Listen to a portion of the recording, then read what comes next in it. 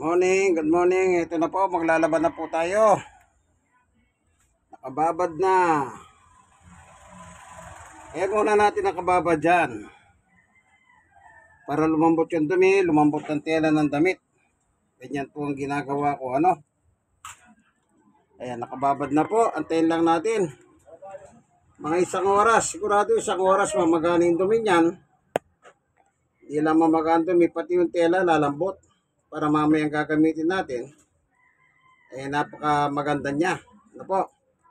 Yan po ang labada. May labango ng tunay na macho man.